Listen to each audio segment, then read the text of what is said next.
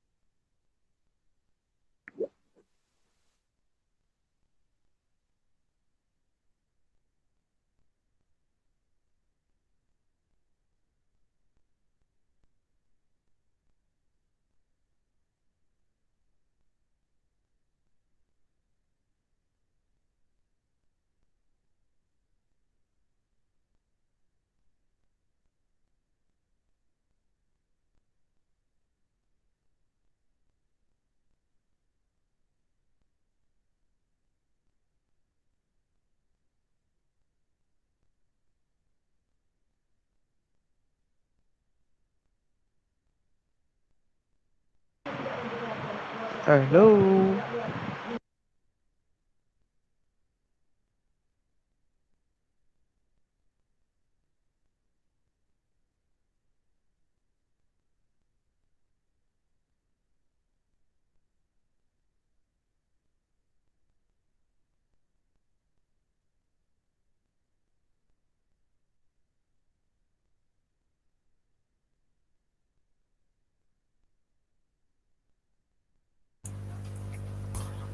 Oke, bismillahirrahmanirrahim.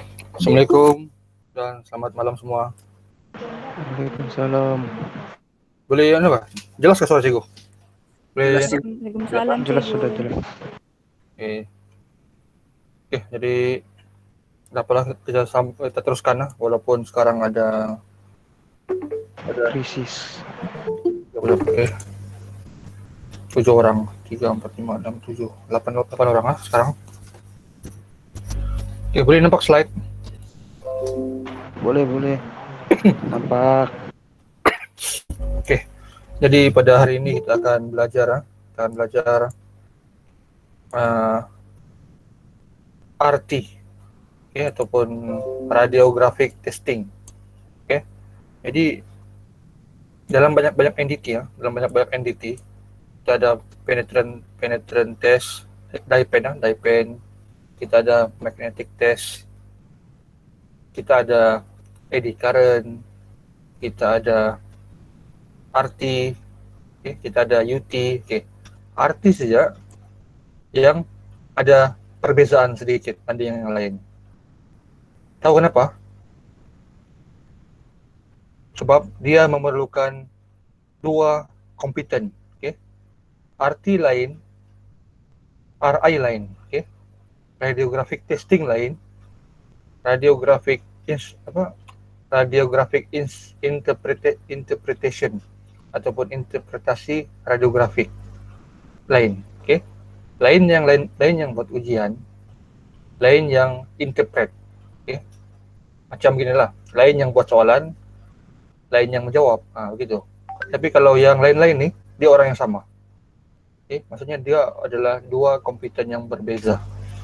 Okey, jadi tak semestinya kamu buat testing, kamu juga yang cari dia punya defect. Kalau macam MT tu, kamu buat testing dia, kamu juga cari. Tapi kalau RI lain lah, radiographic testing lain, kamu buat testing tak semestinya kamu. Kecuali kamu ada lesson dia juga, baru kamu boleh interpret kamu punya, kamu cari dia punya defect. Okay, ada faham? Boleh? Boleh juga. Boleh ya? Faham cikgu. Faham? Boleh juga. Boleh juga. Kau mohon. Jadi secara pribadi kalau cikgu ada kesempatan, cikgu akan ambil nih RI. RT atau RI. Kamu jangan ambil RT, radiographic testing, sebab kerjanya sangat limited. Sangat limited. Kamu ambil RI, radiographic interpretation. Okay? Kamu akan dibagi salinan X-ray, kamu cari, kamu baca, kamu cari mana kesehatan. Itu lebih senang buat duit banding kamu sebagai RT. Kalau RT kamu terdedah lagi dengan radiasi ya, terdedah dengan radiasi. Oke, kita teruskan. Oke, slide ini tidak masalah. Boleh nampak pergerakan slide ini? Boleh. Boleh juga. Boleh. Oke, sebelum itu cikgu bagi persoalan mana yang lebih laju Boleh juga boleh. Which is faster? Light or sound? Sound. Light. Cahaya atau bunyi? Mana lebih laju? Cahaya. Cahaya. Betul lah, cahaya. Mengikut Albert Einstein Widih. cahaya ni kelajuannya adalah 3/8 dia punya velocity meter per second. Laju tu 3/8. Bayangkan kita punya kereta pun baru berapa? Kan 20 km, 100 paling laju pun 150. Benda paling laju di dunia pun kereta kapal terbang jet dia baru menyamai 0.2% kelajuan cahaya. Maksudnya cahaya paling laju dalam semesta inilah, setakat yang kita tahu kan. Cahaya. Bunyi pula dia laju juga tapi dia tidak boleh lawan cahaya. Jadi dua-dua ni adalah dua jenis NDT. Light, cahaya adalah contoh radiographic testing. Cahaya, arti adalah cahaya, menggunakan cahaya. Bunyi bagaimana pula dengan bunyi? Bunyi adalah UT, ultrasonic testing. Ultrasonic, dia gunakan bunyi, Jadi kedua-dua pun bagus, tapi yang paling bagus macam kamu kata tadi paling laju cahaya. Jadi kalau ada soalan NDT mana yang paling tepat, paling cepat, paling tepat, punya jawapan adalah radiographic testing. Boleh syarat ni? Boleh. Boleh cikgu. Bagus. Mana yang lain-lain ya? Si Alif yang belum nampak. Ada Syarif ini. Lip. Ya kan? Alif belum ada. Alif. Fakli belum ada. Zul. Apa? Teruskan dulu. Oke. Perkenalan Sinaran adalah satu bentuk tenaga yang bergerak melalui ruang atau bahan gelombang elektromagnetik. Merupakan satu bentuk sinaran, gelombang radio, mikro, infrared, cahaya nampak, ultraviolet, sinar X, sinar gamma adalah sinaran elektromagnetik. Pertama cikgu mau ulas, apa itu tenaga? Energi macam cikgu cakap sebelum ni. Tenaga tidak boleh dimusnahkan, tetapi tenaga boleh diubah ataupun diubah bentuk. Jadi elektromagnetik ni adalah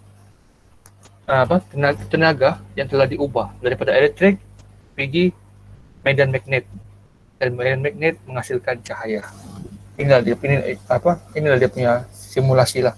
Kadang-kadang elektromagnetik boleh juga menghasilkan khabar, tapi kita fokus kepada cahaya lah ini, cahaya.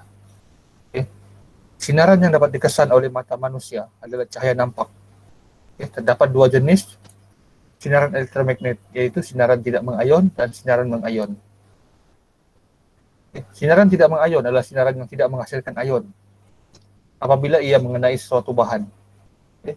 Sinaran mengayon pula bertindak balas dengan atom sesuatu bahan dan bertenaga lebih tinggi daripada sinaran tidak mengayon. Okey, begini. Semua sinaran sekarang, apa-apa lampu atau cahaya kan yang kamu nampak, dia adalah dua jenis. Okey, dia siapa masuknya? Mas Sulaiman.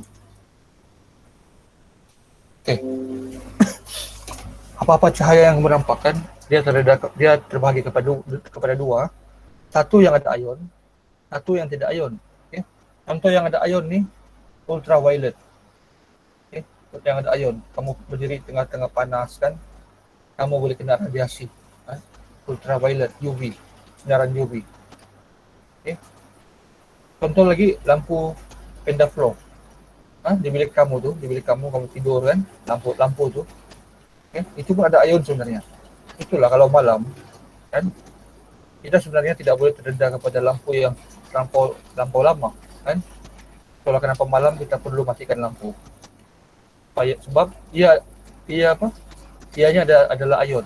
Okay. Ini juga kalau kita tim agama sedikit kita masukkan agama sedikit. Nabi pun suruh kalau dah tidur matikan lampu kan. Kalau tidur biar bergelap. Bukan sebab apa. Lampu ni dia terdedah pada bila kamu terdedah kepada lampu pada waktu yang lama, ia boleh menghasilkan radiasi. Ini konsepnya. Jadi kalau malam matikan lampu. Waktu tidur. Kan? Jadi contoh cahaya yang tidak mengayon ni contohnya waktu pagi lah. Waktu pagi kan belum panas. Itu contoh yang tidak mengayon. Dia tidak mengapa-apakan kamu. Bila panas tengah hari, itu dia boleh mengakibatkan radiasi kepada kamu lah. Boleh start ni? Okey kah? Okey. Ya. Okey. Okay, bro. Pergi kepada sinaran X lah. Di sini kita sentuh kepada dua. Dia grafik ni misalnya ada dua. Satu sinar X, satu sinar gamma. Sinar X dan sinar gamma adalah sinaran mengayon dan boleh menembusi badan manusia. Okay. Radiologi adalah satu cabang perubatan yang menggunakan sinar X untuk menjalankan diagnosis atau merawat penyakit dalam badan manusia. Okay. Semua sini pernah X-ray kah?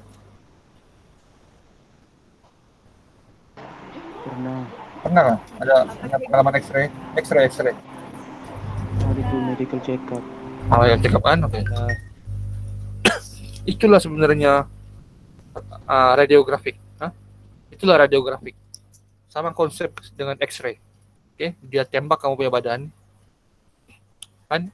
Dia nampak apa yang berlaku dalam badan kamu. Okay? Contoh ada tulang patah kah?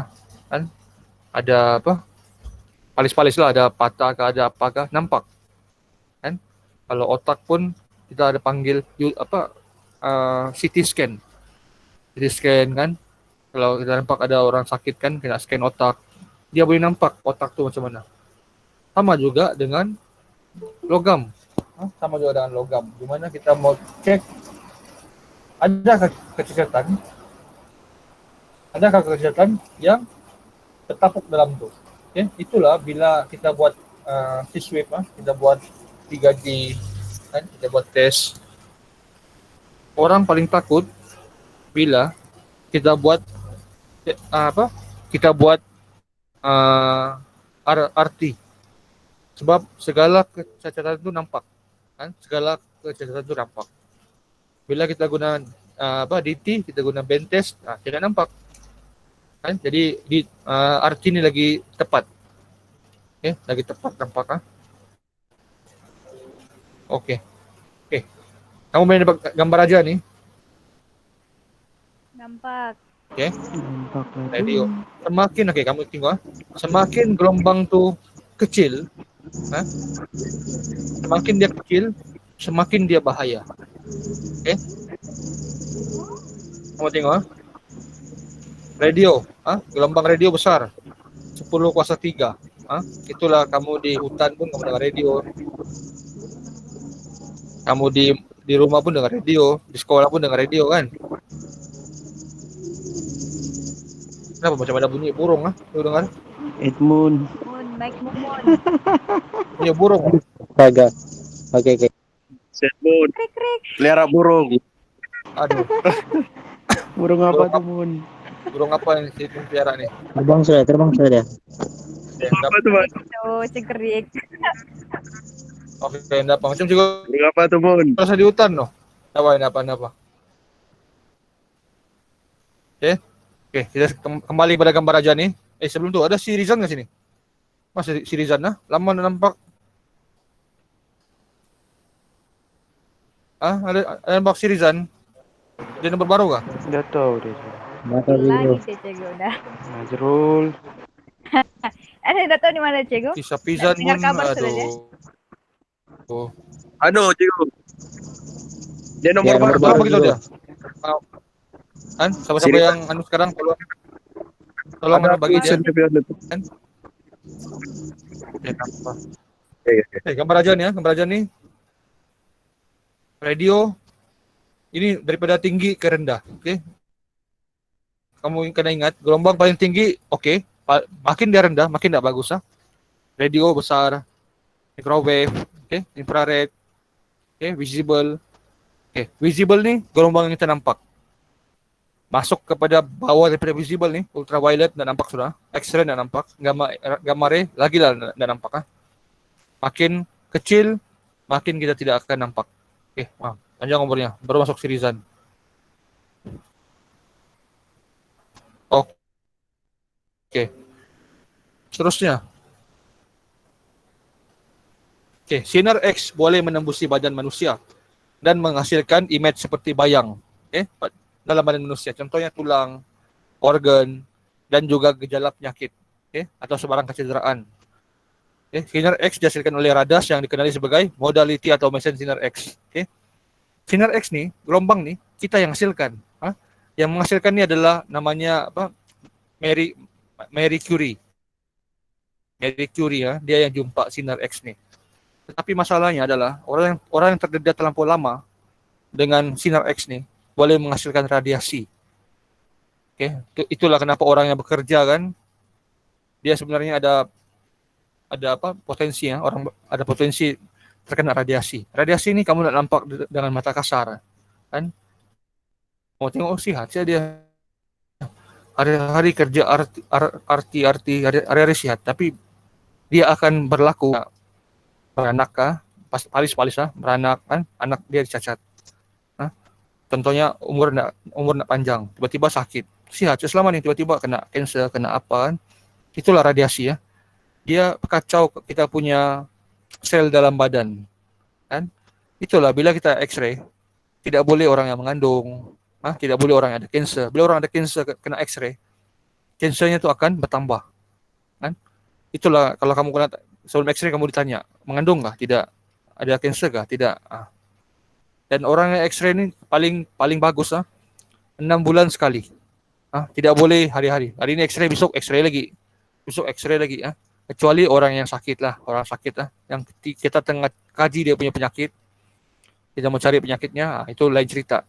Tapi kalau orang biasa, itu adalah benda yang bahaya. Bila kita balik-balik X-ray, kita terdedah kepada radiasi ya. Boleh lagi, Ustaz nih? Boleh. Oke. Bahaya-bahaya sinar X nih ya. Bahaya-bahaya sinar X. Sinar gamma lagi lah bahaya. Macam kamu nampak tadi jadwal tu kan. Semakin rendah gelombang, semakin bahaya. Jadi sinar X bahaya, tapi lagi kecil daripada X adalah gamma. Sinar gamma adalah lebih bahaya kepada kesehatan manusia, kerana radiasinya yang sangat tinggi dan energik. Pada pendedahan yang berpanjangan kepada makhluk hidup, mereka boleh menyebabkan kanser. Oleh kerana terdapat panjang gelombang yang sangat kecil, mereka mempunyai keupayaan untuk menembusi melalui sebarang jurang, walaupun ia adalah jurang subatom. Gamma ni pula, siapa yang buat? Kenapa kita perlukan sinar gamma? Dia lebih kepada kita mau buat bom, kita mau buat bom, kita buat senjata, kita buat nuklear, nuklear. Walaupun nampak nuklear ni tak bagus untuk peperangan kan, untuk peperangan, untuk kematian, tapi sebenarnya nuklear ni ada dia punya sumbangan. Dia adalah sumber tenaga. Nuklear ni macam boiler menghasilkan elektrik. Nuklear ni menghasilkan lebih tenaga daripada elektrik. Dia boleh menghasilkan lebih tenaga, kan? Sebab sinaran gamma ni dia tidak pandai habis. Bila dia hujud, dia akan pecah. Dia menghasilkan tenaga yang sangat banyak, kan? Dia boleh menghidupkan seluruh bandara. Tapi masalahnya bila dia merebak, kan? Itulah dia boleh meletup. Contohnya bila US buat bom atom, kan? Atom. Itu ada contoh sinaran kita ambil dia punya sumbangan kepada ketenteraan. Bila meletup, dia punya kesan tu sampai sekarang. Ada orang yang terkena atom tu masih lagi sekarang radiasinya. Kan? Apalagi kalau nuklear. Nuklear dia punya radiasi itu sangat panjang dan sangat tinggi lah. Orang yang kena sampai kepada anak, cucu masih lagi ada radiasi itu, dan boleh menghasilkan anak yang cacat. Mungkin kamu palis tengok anak cacat, kan? Anak kepada anak lagi tidak sihat lah. Jadi ini adalah pendedahan awal kepada sinaran ni. Dia adalah dia ada kebaikan. Tapi dalam kebaikannya tu dia ada juga keburukannya, boleh menyebabkan kematian lah. Okey, setakat ni boleh? Boleh. Hello. Boleh cikgu. Boleh ya? Okey. Boleh. Okey, kita masuk kepada dalam sedikit ujian radiografi ya. Adalah teknik pemeriksaan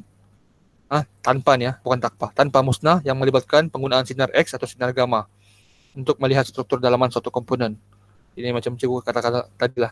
Jadi di mana kita biasa guna ni untuk memeriksa dandang. Dandang ni boiler lah. Injap ni vessel untuk mengasah kecacatan, kan? Ini lebih kepada welding. Di mana-mana kamu welding, kadang-kadang ada company tu dia mau pakai RT, kan? Terpulang kepada company tu. Contohnya dia mau saya mau RT. Kalau dia bilang saya mau PT atau MT, senang lah. Dia bila mau RT, kena orang yang ada kompeten. Jadi cikgu sekali lagi cikgu warkan kepada kamu, kan? Potensi NDT ni sangat tinggi di luar sana, sangat tinggi. Jadi kamu ni sebagai orang-orang muda, kan? Itulah kamu di KW kamu ada belajar sedikit konsep dia. Keluar lepas ni ambil lesennya, ambil lesen. Kan tak rugi, percayalah sama cikgu, tak rugi. Orang yang ada lesen ni sangat berjaya di luar, sana. Apalagi yang RT ni. Ini lesen paling tinggi. Cikgu dah expect kamu ambil yang tinggi ni. Ambil daripada bawah. PT, MT, UT. Bila semua sudah ada, baru ambil RT. Prinsip umumnya adalah radiasi diserap dan bertaburan ketika melalui objek. Sekiranya terdapat variasi dalam ketebalan atau ketumpatan yang disebabkan kecacatan, radiasi melepasi dan mempengaruhi pendedahan filem. Kecacatan akan kelihatan pada filem, biasanya dalam bentuk kawasan gelap. RT ni mesti buat dalam kawasan gelap. Sebab kita mau tengok mana yang cacat. Ada gambar sini. Beginilah. Dan dia perlukan filem. Dia perlukan filem. Contoh yang sini, kamu boleh nampak cukup punya mouse-nya. Ini adalah dia punya dinding. Ini adalah bahan kamu. Bahan kamu tu di situ ada kecacatan. Okay. Bila dia tembak guna sinaran X atau sinaran gamma, akan hujud sana lubang ataupun lompong sana. Jadi orang yang ada lesen RI, dia akan tengok filem ni. Bila dia tengok filem ni, dia nampak, oh di sini ada kecacatan. Okay. Jadi orang yang macam cikgu katakan tadi, awal-awal tadi, orang yang buat testing lain, orang yang cek filem lain. Dan inilah yang berlaku di offshore, di onshore. Inilah yang berlaku. Jadi kadang-kadang kamu tidak nampak pun orang yang buat. Kamu nampak filem je. Okey, ini filem ni di mana? Kamu test, kamu kira lah. Okey, ini kecacatannya. Kalau kecacatannya tu tidak terlampau teruk, tidak payahlah buat balik. Okey. Kumpulan yang diletakkan di antara sumber radiasi dan sekeping filem. Okey, macam cikgu katakan tadi, okey. Kumpulan ini akan menghentikan beberapa sinaran radiasi dan juga filem akan berbeza dengan jumlah radiasi yang menyentuh filem melalui objek ujian. Tadi tu boleh? Simple je kan? Boleh. Ya. Dapat. Tengok siapa yang tidak. Okay, hari ni tinggal si Fakli aja dah kan? Fakli. Ada Sama Fakli ada. ada. Fakli ada si ano? Mirza. Kan Mirza tidak kan? Ya, Mirza ada. dan Syafizan. Arwan juga. Mirza ni pun lama sudah nampak kok. Oh ya, Arwan lagi.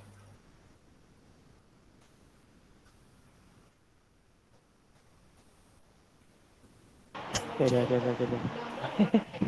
Apa yang penting kamu sudah masuk. Ini sudah apa? Ya kau sudah gembira lah. Asal yang penting kamu sudah masuk. Seperti saya rakam dulu nih kan. Kalau kamu tengok balik. Dapat kita teruskan.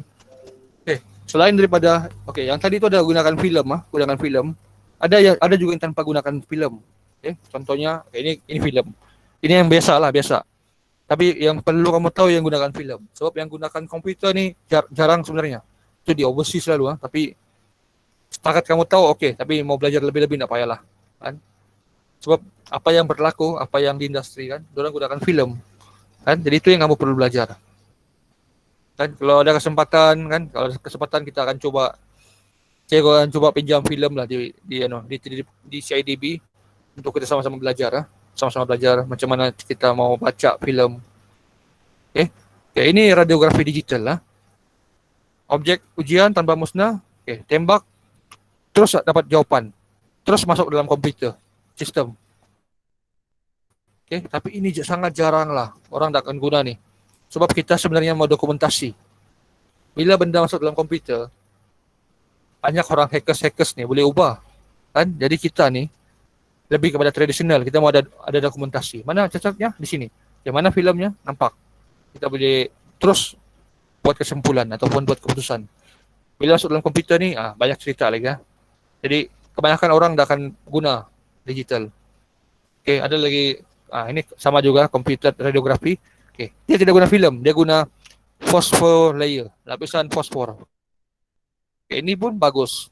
Tapi jarang juga orang guna. Kenapa dia bukan guna filem? Sebab dia lebih kepada faktor keselamatan. Faktor keselamatan. Kalau ada industri guna ni baguslah, tapi sangat jarang. Cikgu terus terang, sangat jarang. Di Malaysia memang gunakan filem. Dia guna filem.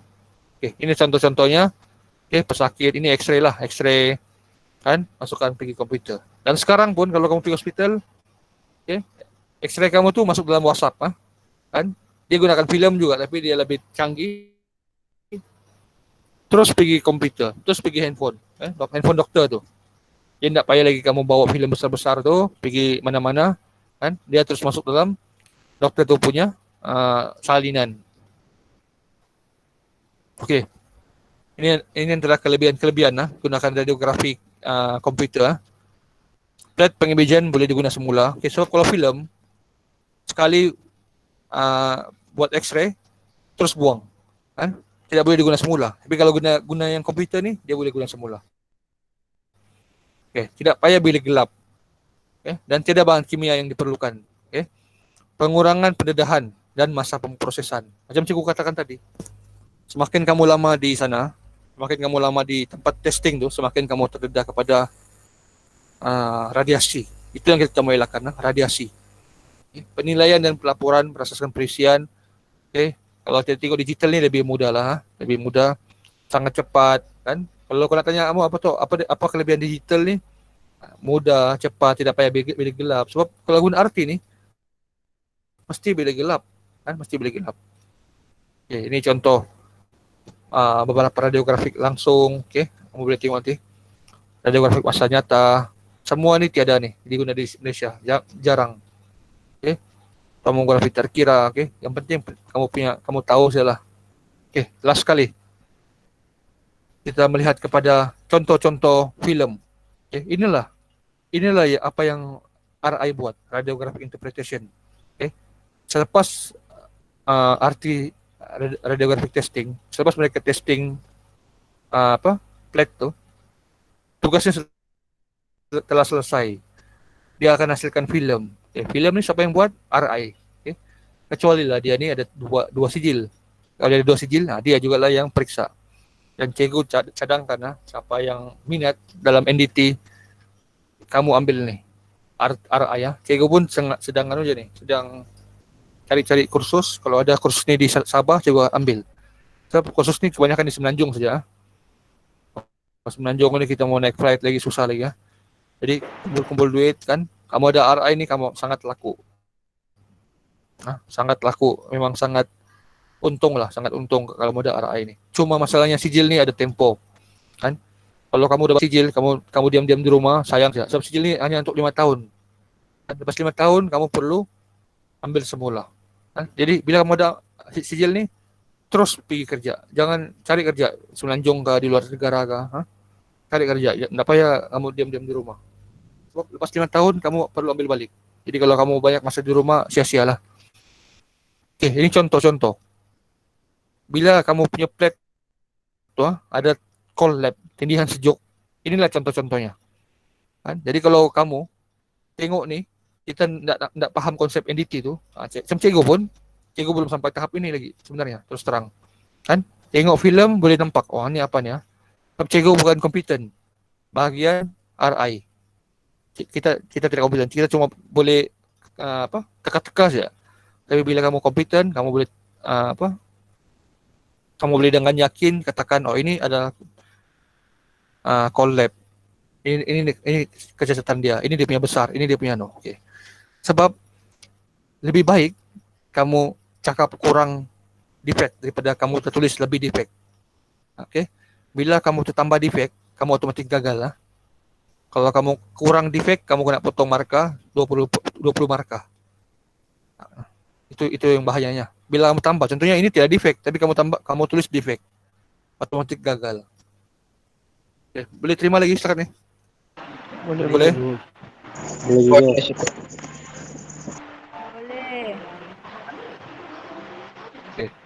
Okay. Ini adalah prositi keliangan kan.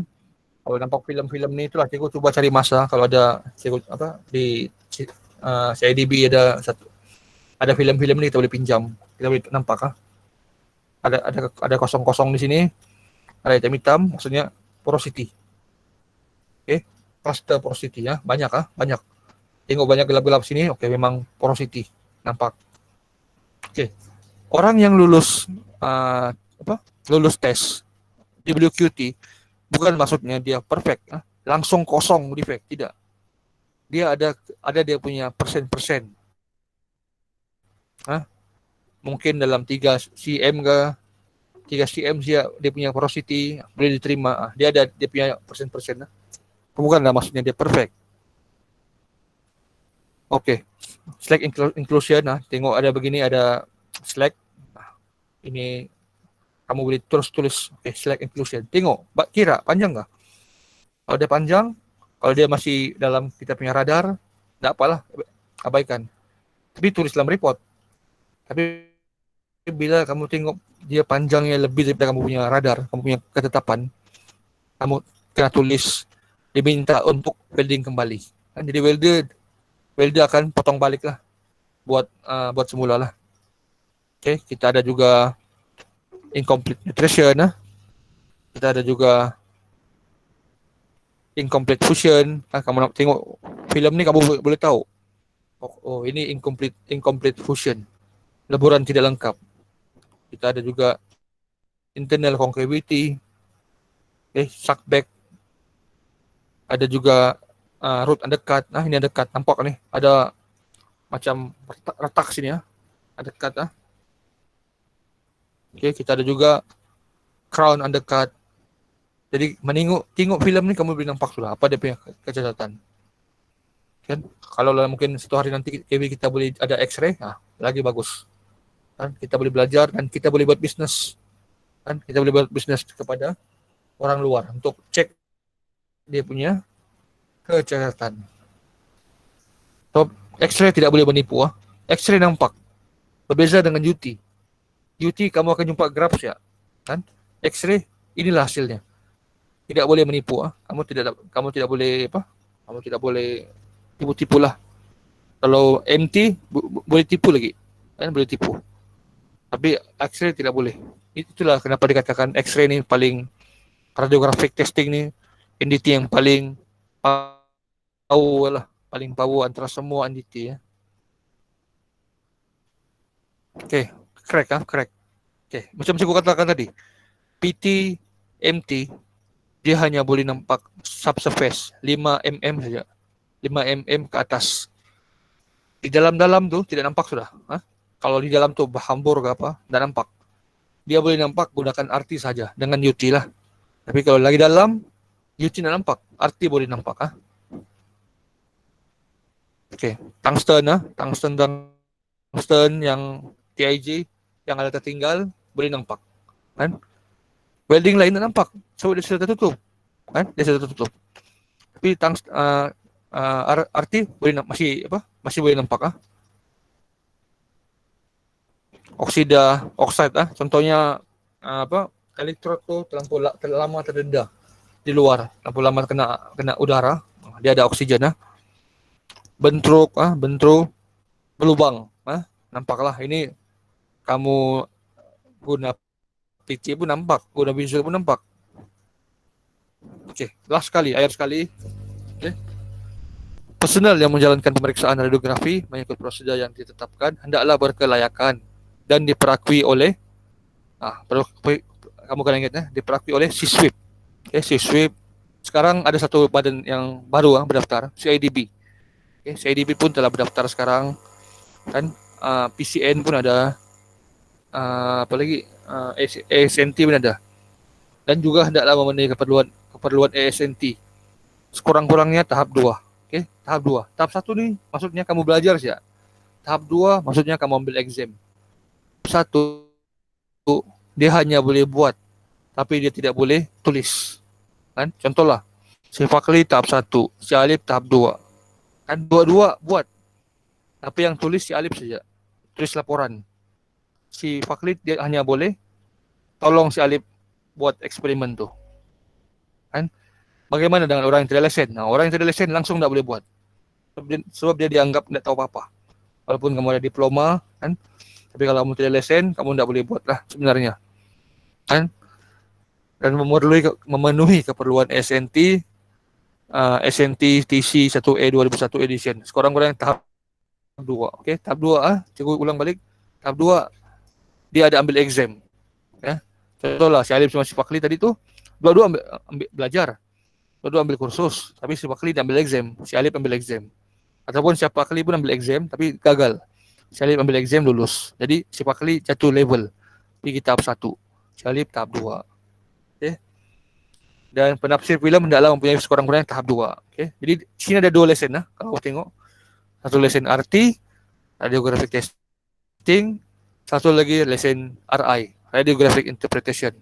Lesen RT untuk buat eksperimen, lesen RI untuk baca filem, untuk cari mana dia punya kecacatan. Ada persoalan? Selesai sudah kita punya kursus pada hari ini. Tidak cikgu. Hello, ada masalah? Ya. Jadi sebelum kita berhenti, besok kita punya kelas sains bahan jam berapa kamu mau? tes bahan. Oke, untuk kelas esok size bahan. Jam berapa kita mau kelas? Lip jam berapa lip?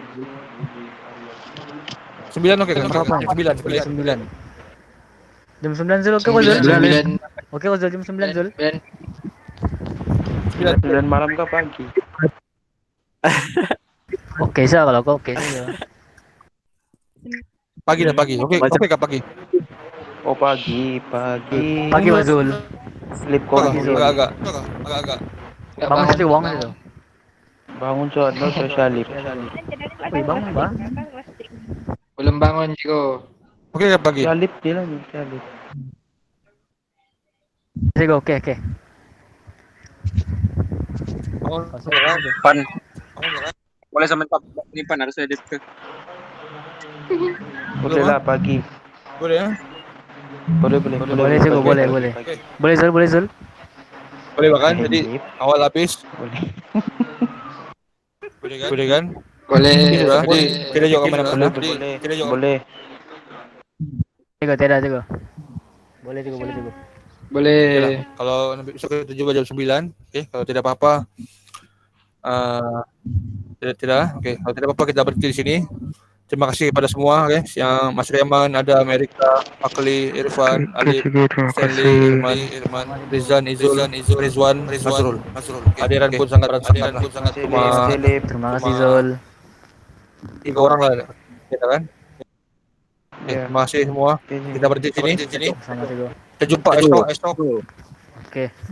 Jumpa esok untuk kelas bahan. Oke. Zul. Terima kasih. Sama lip. Terima kasih Zul. Ya lip. Mana Zul? Jam 9 ada kelas net. Hah? Jam 9? Jam 9 ada kelas net. Oh yokod. Oh iya kah? Aduh, Ya. jam 10 lah itu Oh, kalau iya, Kak? begitu. Hai, kau lip. 10 oke kah? Nih Zul. Malam ya Ciko. Erika. Peslut kah? Erika Jam 10 free kah? Hello Erika. Siap Ciko, tengok. Ketat. Salipnya. Hei. Jam 10 free. Jam 10. Free ba? BI? Jam 10 BI. Jam 11 bah. Oh. 11, Habis jam 11. 11 tidak ada apa-apa sudah. 11, 12, 11 free. Free Zul, bisa Zul, 11. Astaga. Pas lah. Boleh. Jadi coba nah, Irfan bagi keputusan. 11 Jam Ciko. 11 oke. Ya. 11 lah. Oke. Ya, 11 lah. Oke. Nanti Salip kasih bangun 11 lah. Jadi malam kamu boleh rehat kan. Oh Zul, mau dikasih bangun juga Zul? Oke lah. Kalau Tidak apa-apa, kita jumpa esok jam 11. Terima kasih. Oke Ciko. Oke Ciko. Tunggu. Wih nah, pizza. Boleh bagi ko no? pizza dan Terima kasih. Sama Ciko. Hai man, cari gaduh.